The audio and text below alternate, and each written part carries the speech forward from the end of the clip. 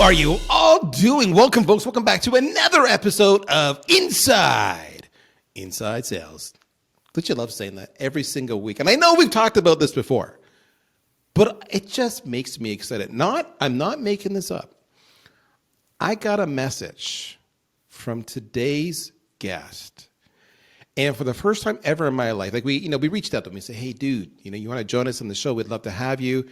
It's obnoxious how many people say you're awesome and you should be on the show.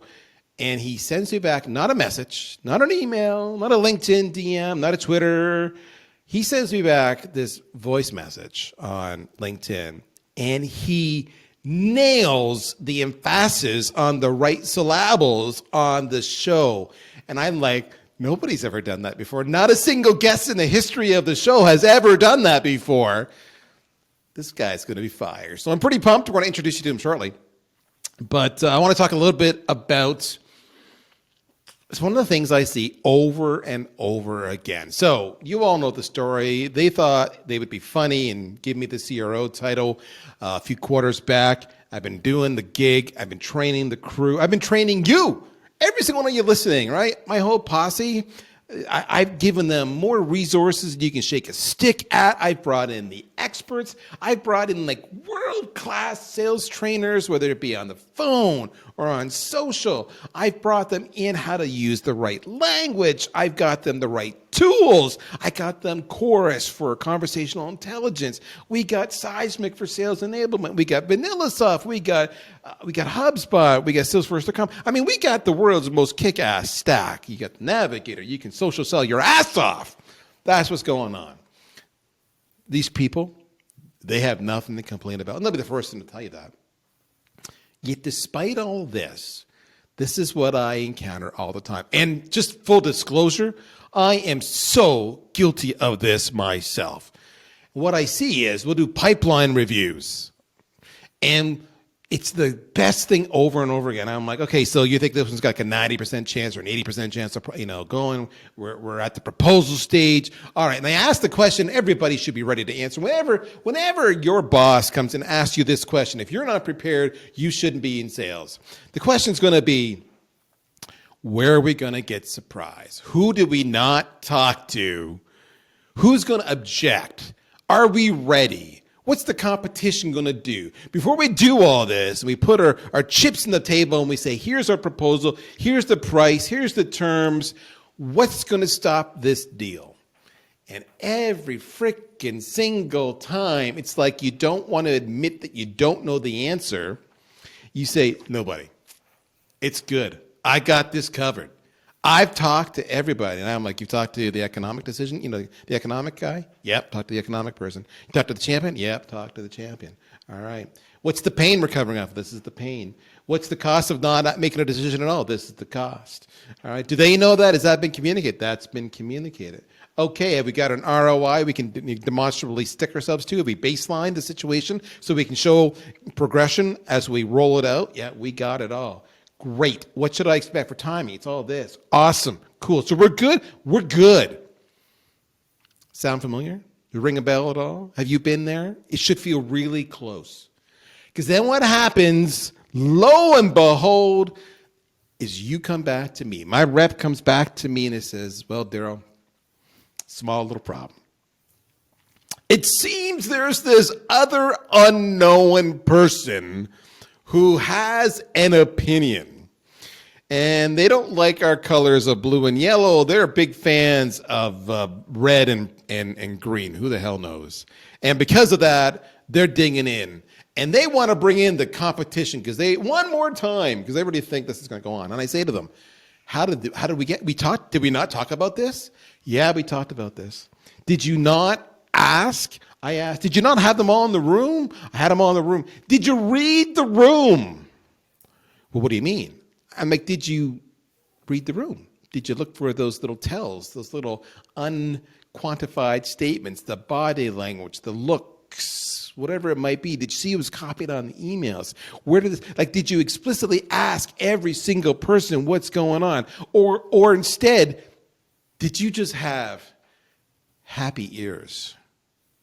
And they say every single time, oh,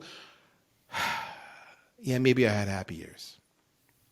Truth of the matter is, we all do it. I've been there. And it's not just sales. I mean, how many times have you been out, if you're single, if you're dating, if you can remember dating, did you thought you knew what was going on in the relationship? And turns out you just had happy ears and you didn't read the room. Oh, cats, I'm telling you, this is life. This is what happens. But it's incumbent upon us as professionals to know better. So when I was sitting down talking to this very special cat who said, inside sales, I said, this guy's going to know all about happy ears and how to read the room. Let's put our hands together because I'm digging it. Everybody, this is Larry Long Jr. My friend, how you doing, Larry? What's going on, Darryl? I'm happy to be here on Inside Sales. I hope I nailed it again. That's how it's done. Golden microphone for you. That's how it's done right there. That's what I'm talking about, Willis. Happy to be here. Thank you so much. And I love you. You know I'm happy, but not necessarily happy ears. That's not a good thing. No, you want to be happy, but you don't want to be happy ears. And by the way, did you always pick up that's what I'm talking about, Willis? Some different strokes going down there if you got your little 70s era going on. All right. That's awesome. We were talking behind the screen in the green room. You and I went live about Motown, my affinity for Motown. I grew up just outside Detroit on the Canadian side, and Larry was just dropping all these Motown references, and he didn't know, and I was just like eating it up. So right away, Larry's in my good books. Talk to me, Larry, about happy ears. This was your suggestion. As soon as you said it. And for those who don't know, I mean, the process here is when I basically find talent quite often first. And of course, everybody who knows Larry knows he's talent. In fact, I was sharing with him how obnoxious it is that I've had literally every single person ask if I had Larry on the show because he's that great and he's always freaking happy and high energy. And I said, Larry, what do you want to talk about? And he said, happy ears. And I'm like, no, we've never talked about that. We recently did one about word vomit. And to me, they're almost related. So I'm looking forward to see how this goes on. If you missed the word vomit episodes, a couple episodes ago, give it a go. But Larry, what was your inspiration for happy ears? I want to hear the story behind the story. Yeah, it's timely. So we're in a new year, and for us, we've got some pretty significant goals that we're trying to attain. And we realize that if we don't step our game up and improve our sales process, we won't have success. And we've been harping on sales process and understanding, boom, boom, boom, boom, the pulse and understanding where a deal really is. So we've been talking about how do you read the room? How do you understand where a deal is so that when we go into our pipeline review, we can actually answer those questions that you asked. And we've got some other questions as well, but we can know exactly where a deal is and we can understand what pitfalls, what's around the corner, what might trip us up, and not just take everything at face value that, hey, it's all sunshine, rainbows, and as my 7-year-old daughter says, unicorns, because we know that that's not the case. And I'm going to get us kicked off. I'm sorry to take over the show, Darryl, but it's just down to questions. I mean, I've got a couple things in my mind that I think of, but I go back to Tony Robbins. He has a quote, and his quote says, the most successful people ask the toughest questions, and therefore they get the toughest answers. So if you think about it, and you talked about it, this is life. Life, the 4-letter word that we call life. It's not just sales. If you ask the toughest questions, you now put yourself in a position to get the toughest answers. And that's what we're looking for in a sales deal, sales process. All right, so a couple of things you've said, and you've said it a couple of times already just now, and I want to stop and put some emphasis on that, puppy. You use the word process. So this is the part I find so interesting because when you go online, whether it's, LinkedIn, Twitter, Clubhouse, YouTube, whatever it might be, everybody wants to get into the semantics of how you do stuff. And I'm guilty of that too, so I'm not judging. But one of the things that strike me over and over again is that, we know, oh yeah, intellectually, we know, yeah, this is maybe how I should open, or this is how I got to do a leading question, or this is how I should do discovery, or this is how I should do objection handling. We kind of know our technique intellectually. We may suck at execution, but we know how we need to do. But what we seem to fall down over and over and over again is on the process, because I watch our people take shortcuts all the time, whether they're excited or not. And process isn't exciting, but it's that, same, I got to do this. I got to do it a certain way. I got to go through all the steps. And if I do this, I position myself for success. And you use the word process at least twice so far. So talk to me about process. Before we even get into happy ears, talk to me about the importance of process. Well, first of all, Darryl, I want to say thank you for listening. My word of 2021 is shh and listen. That's the word of 2021. And so many times, not just my sellers, but the sellers that I work with, they don't listen. But having a process, you talked about shortcuts. We've got stages, and there's certain things that certain milestones that we have to check off, because we know if we don't have an athletic director assigned, we sell into athletic directors. We know that if the athletic director hasn't been looped in, chances are we don't need to, we're not in the negotiating stage. It's not there. So we're sticklers on process, but there's a book by Rory Vaden, Take the Stairs. And humans, just human nature is, if I'm going to the gym and there's an escalator, human nature is I'm going to take the escalator, not the stairs. The stairs is that process. And what we found, and what I've seen, not just sales professionals, but this is across the arts, this is across music, this is across sports, this is just life. It's in the details. And you mentioned it earlier, talking about professionals, sales professionals. A lot of people have the title of sales professionals, but let's keep it real. They're amateurs. And amateur hour is painful. It just makes me cringe, because you've got to follow the process. And I don't care what process you follow, but you better have a process that you follow, that you iterate, that you test, and essentially that you measure to see, are you getting the maximum results? So for us, we're always looking to tweak that process that we follow to see how can we get better. So if you're listening, guys, let me throw a curveball at you, guys and gals. If I were to go to you right now and say to you, what's your process? In other words, write down on a piece of paper, or send me a message on LinkedIn that says, this is my daily routine. Let's start there. Then secondarily, if I was to say, okay, you're about to reach out to a specific contact because an appointment maybe has been set up for you by maybe a sales development rep. So if you're an AE, you're about to reach out and engage with this person for the first time. What's your routine before you do this? Or if you're about to now go pitch your proposal, before you do that, what's your routine? I could go on. I'm going to stop here. I'll give you 3 different scenarios. Can you write down for me right now what your routine is, and is it consistent, and do you follow it all the time? I have a routine before I go on a podcast. I've checked Larry out 5 ways to Sunday. I know his contact info. I know his bio. I know his work history. I know our shared connections. I know ways that I can, maybe establish a rapport. And I do that so we have great content and we have lots to talk about. I don't just wing it.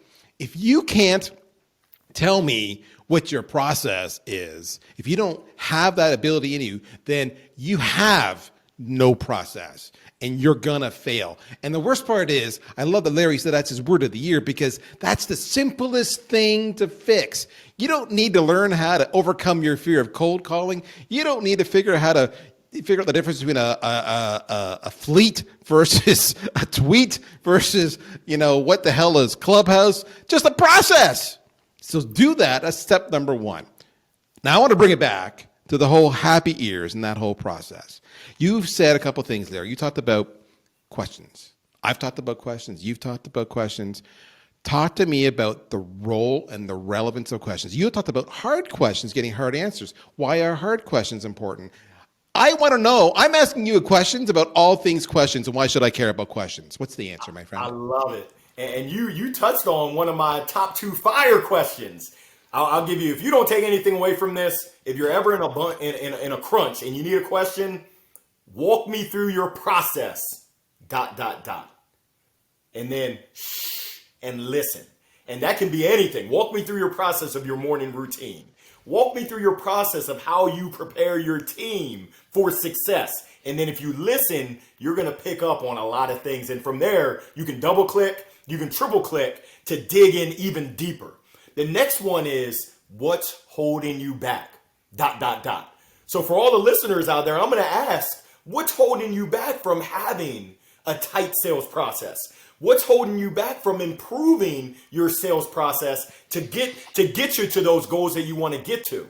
When it comes to our prospects, we've got to ask the tough questions around timeline. And a lot of times, I don't understand the timeline. It's okay. Who would understand? Let's go ahead and get your CFO to the table so that we can go ahead, because you told me, I was listening, you told me that you wanted to get this implemented by March 15th. In order for us to do that, we need your CFO right now or we have no chance. So essentially, I'm asking the really tough and somewhat uncomfortable questions, and I'm not afraid of someone telling me, you know what, no. I'd rather get that now and then get to March 15th, March 14th, when I think we're moving along and I didn't ask the tough question. And essentially, I've got happy ears. I'm looking through it. What do they say? Rose-colored glasses? Essentially, salespeople love to have that affirmation. I mean, it's tough to be in sales. So it's like, I don't want to ask this question that might derail the deal. Well, I've got a secret for you. Listen closely. If you don't ask the question now, the deal is already derailed. You just don't know it. So you're spending all this time, all this energy, and your resource. You're wasting it. You could have known right now when we're at the 50-yard line, instead of you get down to the 3-yard line and the Super Bowl's coming up. You get to the 3-yard line and you think you're about to punch it in, and it's like, survey says, nah, no chance. Come on, Cleveland. Let's do things the right way and ask those tough questions in the beginning, in the middle, and as we progress to the end, to make sure that the finish line is still in sight and we're not just fooling ourselves about to get knocked out with no chance of getting the deal. All right, so let's talk about what's real, what we just went down here, because this was like a master class, all right? Let me connect the dots for you.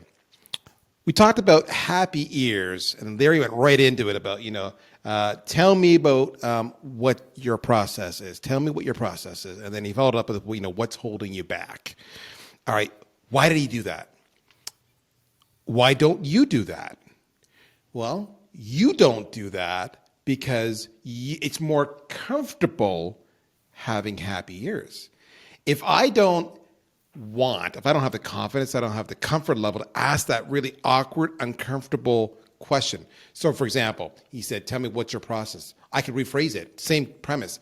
Tell me, how does your purchase process work? Because that's now uncomfortable, because now you're actually saying, I'm assuming you're going to buy me, and I'm going to ask that hard question, how you spend your money. And I'm going to actually fundamentally ask you, can you really make this decision, or is there somebody else there? I really like you, but are you just a peon in this whole organization? And that's a bitch. That's hard. Or I can just have happy ears. And I just assume that when you say you're the person who makes the decision, I believe you. And we move on, because then I have a great conversation with my boss and my forecast looks great and I'm already counting my commissions. That's what Larry did there. He took a little bit of reality and he said, I think I have happy ears, but let's just double check if my ears, I think I don't have happy ears, but let's just double check if I do have happy ears. In other words, let's test the assumptions that I'm making by asking, tell me, what's your process? And I love his second question, because that is, that question, the second question, what's holding you back? Okay, and he said, listen, okay, let me rephrase what he just said. What's holding you back? That long silence was you waiting for them to answer, and that's hard as hell. What's holding you back from making a decision? What's holding you back from justifying this money? What's holding you back from doing it by March 15th? What's holding you back from approaching your boss and asking if there's a business case there? What's holding you back from getting so-and-so involved so we get their buy-in, there's no surprises? What's holding you back? That's a bitch of a question, especially if you've got a rapport.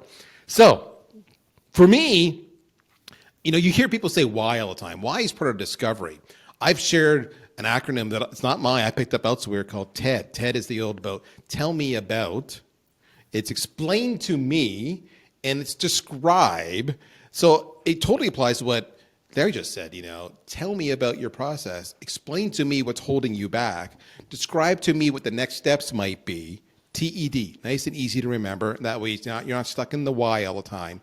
But it's very soft. It's very like, hey, just help me understand. Tell me about what the next steps here would be. Describe for me when you've made purchase decisions like this before, how it went down. Because I don't know your company. Right? And you see what I did there? I didn't say you're buying me. I said when you made decisions like this before, so now this is just like status quo stuff. So that's how you test and validate against the happy ears. That's what that man just said. How'd I do, Larry? You did great. You did great. Now, you made a comment about asking the tough questions, especially when you have rapport. So we're in athletics, and I'm not trying to put our business out in the streets, but we put it on the streets. We've got very tight relationships. And when you have tight relationships, it can be a little bit hairy to ask those tough questions. Now, I encourage your folks to build relationships built on trust, because we know people buy from folks they know, they like, and they trust. But essentially, you've got to provide and set the expectations that, hey, Darryl, I love you and I know you love me. But to show me that you love me, if at any time throughout this process, we kind of take a U-turn, we kind of take a detour, can you tell me that you'll let me know? And then I'm going to shh and listen, not just what you say, but how you say it, because I need to make sure that you're not going to just lead me on. Oh, we're good. Oh, we're moving in the right direction. And then at the final countdown, at the last minute, you say, uh-oh, Larry, Houston, we have a problem. Come on, Darryl, you knew we had a problem 35 days ago. Who are you kidding with? But I didn't create an environment. We had a good relationship, but people don't like to give bad news, especially to someone that they like. But you've got to give them that permission. Hey, Darryl, you're doing me the best favor you can by letting me know. If at any time this isn't going in the direction that we thought it was, you got to let me know. Hook a brother up. Let me know. I love what you've just done there. You took the relationship and you somewhat made it personal in a way that protects you. If in any way along the way this is not going to work out, you got to let me know. Like, hook a brother up. I love it because what am I going to, if I'm the buyer, what am I going to say? I'm going to say, yep, absolutely, brother. I've got you. I'll be straight with you. I'll shoot with you. So that's actually leveraging the rapport you've already invested in to develop. I love that. And it commits them. They're already going down the road of committing, because now it's not just a transaction. Now it's a relationship, and that's a dramatic difference. When you make that shift, you cross that chasm, you can still lose the deal, but it's a hell of a lot harder now. Now, one of the things I want to talk to you a bit about, my friend, is sometimes we don't ask the questions and we have happy ears because we don't actually want to know what our buyers are thinking. Sometimes their motivations for buying are not things that I want to hear. Their reasons for buying are not things I want to know because maybe I know them already deep down. Talk to me about how I can dig into that and why I should dig into that and what's the best way. Yeah, Darryl, I feel strongly about this because when I think about sales, I'm proud to be a sales professional because my definition of sales is matchmaker.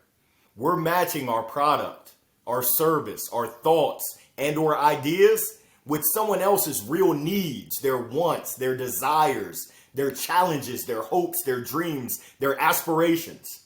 So I'm doing a disservice. I'm not doing my job if I don't ask about their motivations, if I don't ask what keeps them up at night, if I don't ask about what they're trying to accomplish, and then I determine, I use this example and it's a bit extreme, but I played baseball or baseball played me, and I've got a bum shoulder. My right shoulder is terrible. If I went to the doctor and he said, Larry, thank you for coming in. We're going to give you left ankle surgery tomorrow. I'm going to look at him and say, what you talking about, Willis? Come on, Cletus. No, you didn't listen to me. Hey, doctor, you didn't even ask the question of what brings me. Doctors do a SOAP note, subjective, objective, assessment, and plan. So as a sales professional, if I don't do a surgical SOAP note, what brings you to us today, Darryl? Let me go ahead and look at it. Let me do the analysis on my own, and then let me go ahead and give you the plan, the prescription. I'm negligent. Shame on me. So essentially, we've got to understand the motivations. Hey, Larry, why do you want to get your shoulder fixed? Well, my son is 11, and when he turns 14, I want to be able to long toss with him. Okay, Larry, I understand. What would it make you feel if you weren't able to do it? Ooh, I'd have the crying Michael Jordan meme face. I'd be crying because it means so much. Well, now, Larry, I listened to you, and you told me that you have white coat syndrome. You even shared the story about how you passed out when your daughter was born. On a scale of 1 to 10, where are you at in terms of taking action? I know you said you want it, but where are you at? Well, Doc, I'm at a 9. Well, how do I get you to an 11? And then if the doctor starts shaking it, hey, Doc, I'm ready for surgery right now because I've got to get this fixed. If I'm just a 4, 5, 6, I'm lukewarm, I'm going to keep telling the doctor exactly what he wants to hear. But when it comes down to signing up for surgery, I'm going to be a no-show and be like, where's Larry? Well, you didn't ask the question. He's a 4, 5, 6 on a scale of 10. He's not motivated to get this fixed. You're not making a match. So it's imperative that we change our perspective of what we're doing and why we're doing it.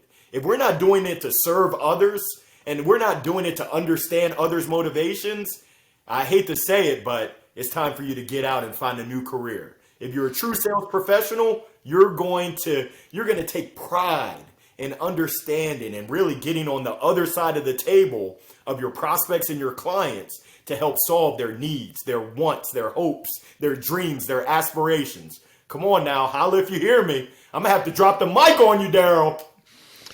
I'm digging what you're saying, and my mind is already fast forwarding to want to talk about next that's related, because a lot of people don't connect the dots. I'm going to connect the dots again here, kids. So he just talked to you about the motivation. He talked to me why you want to do it. I'll get him from a 4 or 5 to a 9 to an 11. That's what I want to do. Once I uncover it, away I go.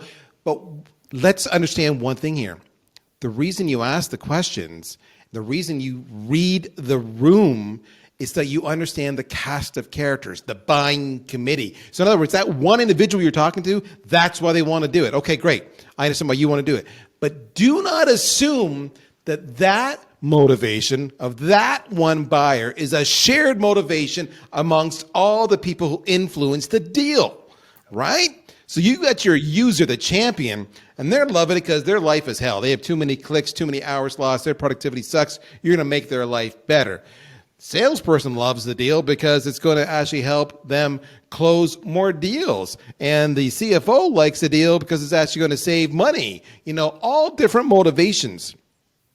If you assume that your champion's motivation is everybody's motivation, you're going to mess things up and you're going to get outsold by your competition, because they're just going to do, continuing the sports metaphor, they're just going to do an end run around you. They're going to flank you totally, and they're going to go to the other influencers in the deal. They're going to speak to their individual motivations, and they're going to get them on their side, and now it's 2 against 1. And that's all it took, because they took some time to ask the hard questions and actually understand the motivation behind. That's the thing. In the end, you've got a recurring theme here, Larry, with your approach, which I love, is you're actually, by asking the hard questions, you're receiving really open, honest, maybe painful, maybe awkward, maybe not what you want to hear, feedback. But at least that's feedback that you can then act upon, as opposed to taking it, as you said, to that 3-yard line and then fumbling the ball. Hey, Darryl, I just talked about it today. I do a midday motivational minute. Today's topic was feedback, take it or leave it. I'm going to take it. And by that, I'm going to proactively ask for feedback. I'm going to listen to it. I'm going to document it. I'm going to take notes. And then holla if you hear me, I'm going to take action on it. So many times in the sales process, we learn, we capture feedback, and we don't do anything with it. We essentially run the same play. We're running the same play. We're running a sweep to the right. No! They're telling you, the defense is telling you how they're going to play you. You got to switch it up. You got to do a run pass option. You got to switch it up a little bit. What are you doing? Not what are you thinking? Not what are you hoping? We know hope is not a strategy. but what are you doing with the feedback, with the learnings? How do you put that into action and execute? We all know. I mean, Darryl, this isn't rocket science, thankfully, because if it was, I wouldn't stand a chance. Yeah, I'm with you. Yeah. No chance. Now, luckily, we know the plays that we need to run. It comes down to having the discipline to execute and doing it each and every time. I mean, I'm a baseball guy, and we know that baseball is a game of inches. I would say sales is a game of inches. When you look at what separates the top-notch professional sellers and everyone else, I would say it's in the little details around execution and doing it at a high level every single time. All right, so let's bring it back full circle here, kids. We talked about, emotion. We talked about motivation. We talked about the uncomfortable feeling. Talk about happy ears. Talk about reading the room. But more than anything, we talked about a process, a repeatable process, so you don't have happy ears. A repeatable process so you do read the room. A repeatable process so your prospect commits to you. A repeatable process so that your predictability on your pipeline, your forecasts, is consistent and overachieving. A repeatable process that you can take to the bank. That's what all this is about. The questions, the approach, that's a little bit stylistic. Larry's given me a couple. He talked about, tell me what the process is, what's holding you back. I talked about TED, T-E-D. Those are all techniques. But he opened it up by saying the process involves asking the hard questions, and not just of the one person you're comfortable with to get a relationship with, but everybody in the buying cycle. The process is you're intentional about what you're doing, who you're doing it with, how you approach it, how you phrase the question, and how you react to the information they give you in that honest, open feedback. That's what overcomes happy ears. That's what lets you read the room. And that, my friends, is another week on the Inside Sales Show. Larry, my friend, if they want to get a hold of you, they want to partake in your midday motivational minute, if they want to just hang out with you, what's the process? See what I did there? What's the process? Joel Embiid, trust the process. You're far too kind. You can find me on LinkedIn, Larry Long Jr. I got the smile for a mile. I got the face for radio. You can't miss me. Happy to connect. Please let me know if there's ever anything that I can do to serve as a resource for you. And we haven't talked about it, but I'm pretty sure I've seen you up there. You're active on Clubhouse too, are you not, my friend? Don't tell nobody else. I am loving Clubhouse. I'm a student of this game we call life. I'm learning, I'm living, I'm loving both hosting rooms, but more importantly, listening. I'm learning so much, both good as well as not so good, hearing people spew just different thoughts, but I'm loving Clubhouse. I'm with you, brother. I'm actually co-hosting a session tomorrow morning, so it's going to be interesting. Of course, that'll all be, ancient history by the time you guys hear this cast, but just follow Larry and all those locations. Follow me. If you want to get, hooked up to Larry and you still don't know how to do it because you listen to the whole thing and you don't want to hit the backup button 30 seconds, message me. I'll take care of you. In the meantime, my friends, if you like Larry Long Jr., then you really need to follow him on those social media platforms because he is dynamite. See what I did there, like dynamite, little Jimmy Walker coming at you. All right, kids, we're out of here. We'll talk to you soon. Take care. My name's Darryl Prale. I am the CRO at VanillaSoft, but more than anything, I am just like you, hanging out, doing the sales thing every single day. Take care. We'll talk to you soon. Bye-bye.